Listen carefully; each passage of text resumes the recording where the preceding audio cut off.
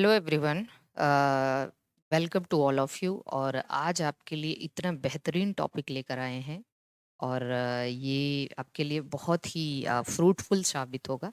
और आप कोशिश करिएगा, इसको नोट कर लीजिए और मेरे साथ साथ इसको पढ़ लीजिएगा, ठीक है? क्योंकि हम जानते हैं कि बहुत से स्टूडेंट स्क्रीनशॉट लेके काम खत्म, वीडियो पूरा देखना नहीं है। हो सकता है वीडियो अगर आप पूरा देखते हैं तो आपको बहुत सी चीज़ें यहाँ पे पता चलती हैं बताने के दौरान, ठीक है? तो बस स्क्रीनशॉट लेके नोट बना लेना, वो भी ठीक है, लेकिन अगर आप चाहें तो 5 मिनट का वीडियो पूरा देख सकते हैं। तो देखिए, आज हम आपको कितने तरीके के मलेरिया देखने को मिलते हैं और कितने तरीके के मलेरियल पैरासाइट के जो स्पीसीज हैं उसके बारे में डिस्कस करने जा रहे हैं। आप सभी को पता है कि मलेरिया एक जो है प्रोटोजोवन डिसऑर्डर है, एक प्रोटोजोआ से कॉज होता है जिसका नाम है प्लाज्मोडियम। तो प्लाज्मोडियम जो है ये एक प्रोटोजोआ है और प्रोटोजोआ में क्लास स्पोरोजोआ का मेंबर है। स्पोरोजोआ, आपको पता है प्रोटोजोआ के जो क्लासिफिकेशन है उनके लोकोमोटरी ऑर्गन के बेसिस पे किया जाता है। तो उसमें हम लोग 4 क्लास में प्रोटोजोआ को डिवाइड करते हैं। कुछ राइज़ोपोडा जिसमें स्यूडोपोडिया होता है, जैसे अमीबा हो गया, फ्लैजिलेटा जिसको मैस्टिगोफोरा भी कहते हैं, जैसे उसमें आपका यूग्लिना, ट्रिपैनोसोमा, लीशमैनिया ये सब हो जाता है।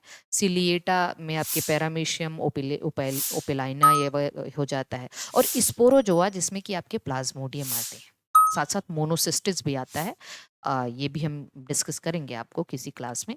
तो जो प्लाज्मोडियम है, प्लाज्मोडियम जिसको हम लोग मलेरियल पैरासाइट के नाम से जानते हैं, इसके 2 होस्ट होते हैं। एक तो इसका प्राइमरी होस्ट अगर हम बात करें, एक होस्ट तो इसका मैन है और दूसरा होस्ट इसका मॉस्क्यूटो है।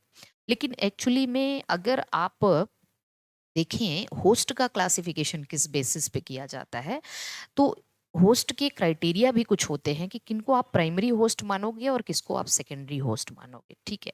तो देखिए, प्राइमरी होस्ट हम उसको कहते हैं जिसमें पैरासाइट का सेक्सुअल रिप्रोडक्शन कंप्लीट होता है, उसको हम प्राइमरी होस्ट के नाम से जानते हैं।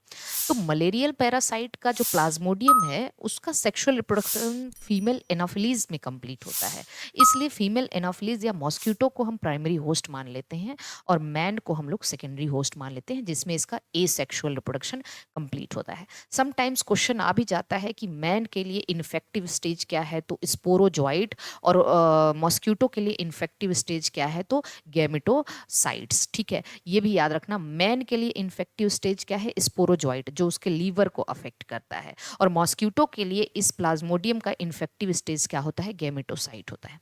आई होप इतनी बातें आपको समझ में आ गई होंगी। तो पैरा होस्ट कैसे हम डिफाइन करते हैं? प्राइमरी होस्ट वो होता है जिसमें पैरासाइट अपना सेक्सुअल रिप्रोडक्शन कंप्लीट करता है। तो क्योंकि मॉस्क्यूटो के अंदर फीमेल एनाफिलीज के अंदर अपना सेक्सुअल रिप्रोडक्शन कंप्लीट करता है, इसलिए इसको हम प्राइमरी होस्ट के नाम से जानते हैं। अब देखते हैं, मलेरिया 4 तरीके के होते हैं, इसकी 4 स्पीसीज देखने को मिलती है। एक प्लाज्मोडियम वाइवेक्स है, ओवेल है, मलेरी है और फेल्सीपेरम है। पहले 2 जो हैं वो खतरनाक नहीं हैं, वो फेटल नहीं है। आखिरी के जो 2 हैं, इसमें आप कह सकते हैं कि जो मलेरी है वो थोड़ा खतरनाक होता है, लेकिन फेल्सीपेरम बहुत डेंजरस होता है। सबसे डेंजरस मलेरिया फेल्सीपेरम कॉज़ करता है। हमने यहाँ पे कुछ चार्ट बना रखा है, जैसे incubation period, type of malaria, recurrence, duration of erythrocytic cycle और पिगमेंट ग्रैन्यूल्स क्या-क्या देखने को मिलते हैं। ये बहुत ही नॉर्मल चार्ट है और हमने कोशिश किया कि अगर हम चार्ट के सहारे आपको समझाएं तो आपको ये टॉपिक बहुत अच्छे से समझ में आ जाएगा।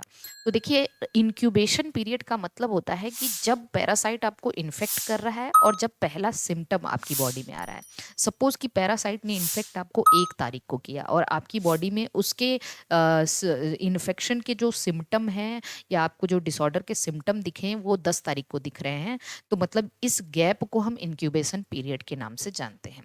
तो इंक्यूबेशन पीरियड प्लाज्मोडियम वाइवेक्स का 10 से 14 दिन होता है, ओवेल का 14 दिन होता है। सबसे ज्यादा इंक्यूबेशन पीरियड मलेरी का होता है, 28 से 35 दिन। मतलब इन्फेक्शन आपको 35 दिन पहले हुआ है, लेकिन उसका जो आप कह सकते हो कि सिम्टम नजर आएगा आपको 35 दिन बाद नजर आएगा। और सबसे कम इंक्यूबेशन पीरियड फेल्सीपैरम का होता है। 1 हफ्ते पहले का मतलब इन्फेक्शन और 1 हफ्ते में आपको सिम्टम लगभग नजर आने लगता है। दूसरा है, मलेरिया किस तरीके के कॉज करते हैं? देखो बेनाइन टर्सन, इसको टर्सन मलेरिया इसलिए कहते हैं कि इसका रिकरेंस एवरी 3 दिन पे, मतलब आज फीवर आया कल नहीं आएगा, फिर परसों फीवर आएगा, ऐसे करके परसों, मतलब एवरी थर्ड डे इसका फीवर जो है आपको फीवर या इसके सिम्टम देखने मिलते हैं। बिनाइन टर्सन ये भी कॉज करता है एवरी थर्ड डे, मतलब ये लगभग दोनों एक ही जैसे हैं। मलेरिया में एवरी फोर्थ डे, इसलिए इसको क्वार्टन मलेरिया कहते हैं, मतलब फीवर हर चौथे दिन के अंतराल पे आता है। और जानते हैं सबसे खतरनाक मैलिग्नेंट मलेरिया है, जिसको सेरिब्रल मलेरिया या ब्लैक वाटर फीवर भी कहते हैं, नोट कर लीजिएगा कहीं, ब्लैक वाटर फीवर भी कहते हैं। इसका जो आप कह सकते हैं सिम्टम या फीवर आता है वो डेली आता है, काफ़ी डेडली होता है ये पैरासाइट, ठीक है। ड्यूरेशन ऑफ एरिथ्रोसाइटिक, मतलब ये देखो गोल्जी साइकिल होता है, एरिथ्रोसाइटिक साइकिल होता है, तो जो एरिथ्रोसाइटिक साइकिल है मतलब जो आरबीसी के अंदर इसकी साइकिल चलती है, इसमें क्या ड्यूरेशन लगता है, ये 48 आवर का होता है, 48, और लगभग सबसे कम, फिर से देखो जो इंक्यूबेशन पीरियड सबसे ज्यादा मलेरिया का था, इसका एरिथ्रोसाइटिक साइकिल का ड्यूरेशन भी सबसे ज्यादा है। इंक्यूबेशन पीरियड सबसे कम फैल्सीपेरम का था, और इसका जो है एरिथ्रोसाइटिक साइकिल का ड्यूरेशन भी सबसे कम है, तो याद रख लेना। बाकी कुछ पिगमेंट ग्रेन्यूल्स रिलेटेड होते हैं वो देखने को मिलते हैं, ये बहुत इंपॉर्टेंट क्वेश्चन है। वाइवैक्स से सफनर डॉट, वाइवैक्स में जो पिगमेंट ग्रेन्यूल अपीयर होते हैं सफनर डॉट कहते हैं, ओवेल में जेम्स डॉट, मलेरी में जीमैंड्स डॉट, और फैल्सीपेरम में मॉरर डॉट। तो आई होप कि ये एक चार्ट जो है ना, इससे आपको बहुत हेल्प मिल जाएगी, बहुत ज़्यादा, किस तरीके के मलेरिया है, रिकरेंस क्या है, एर्थोसाइटिक साइकिल का ड्यूरेशन क्या है, पिगमेंट ग्रेन्यूल क्या देखने को मिलते हैं आपको। तो ये अगर आपने इसको अच्छे से नोट डाउन कर लिया तो आपको बहुत हेल्प मिलेगी। तो सभी को शुभकामनाएं, मिलेंगे किसी अगले वीडियो में, किसी बहुत जो है आप कह सकते हो कि इन्फॉर्मेशन, जो अच्छी इन्फॉर्मेशन, जो भी हम आपके लिए वीडियो बनाते हैं, हम कोशिश करते हैं कि आपको ऐसी इन्फॉर्मेशन दें जिससे आप कम समय में ज़्यादा चीज़ें गेन कर सको या ज़्यादा नॉलेज गेन कर सको। ठीक है, ओके, बाय बाय सभी को, शुभकामनाएं सभी को।